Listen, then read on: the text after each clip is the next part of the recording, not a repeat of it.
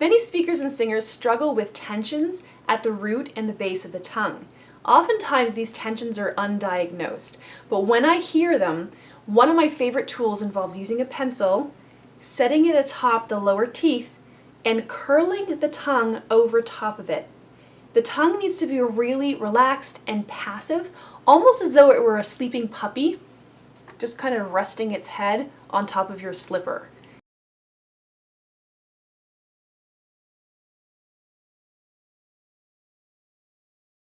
It needs to be very, very passive, disengaged. And it's going to look something like this. That's my supermodel face. All right. Now I would encourage you to hold onto the pencil using your hands. If you try to keep the pencil in place using your tongue, you're going to be gripping. And that's going to be tensing all of those tongue muscles, which is the opposite of what we're trying to achieve here.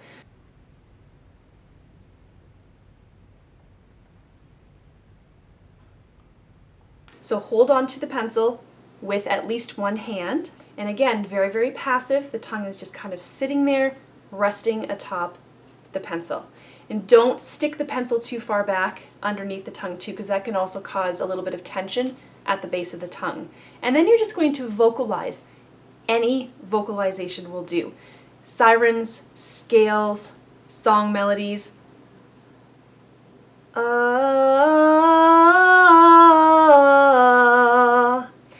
And what you're going to find is that if the tongue is tensing, you're going to actually see the tongue narrowing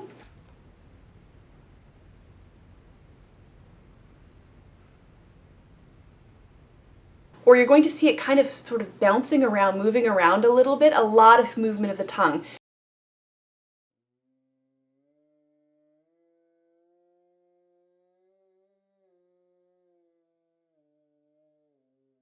The tongue is a group of muscles, and it's impossible to keep a muscle completely still.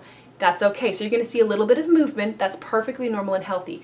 You just don't want to see, let me demonstrate this, you just don't want to see the tongue kind of moving really, really stiffly all over this pencil.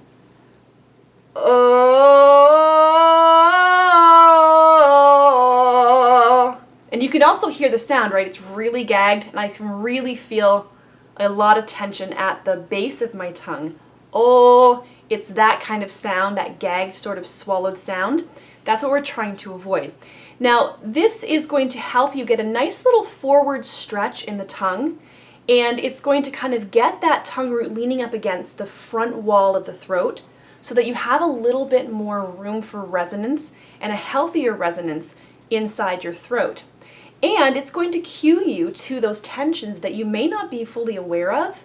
Sometimes we just don't register them kinesthetically. I would encourage you to do this in front of a mirror. Watch that tongue, watch how it behaves. Does it yank back on that pencil?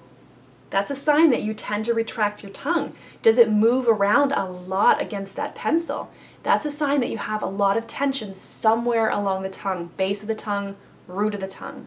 And then what you can do over time is pull that pencil out and then try to maintain that nice passivity. That's ultimately what you want to have, is just that really passive, lazy, puppy-like tongue resting atop that pencil.